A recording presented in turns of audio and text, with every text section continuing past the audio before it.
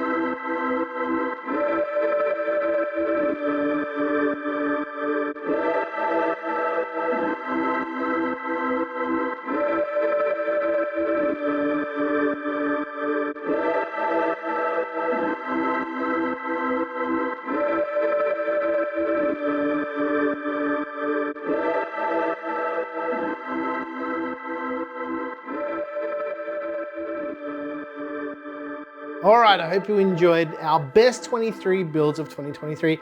As I said in the intro, for some reason, we didn't build a single custom water-cooled PC this year, and I think that's pretty odd. We usually do about 10 to 15 a year, but there's zero. We did do a lot of straight up air-cooled builds this year, something that we don't typically do, and I feel like that is a little bit of a trend that we're going to be seeing going into 2024.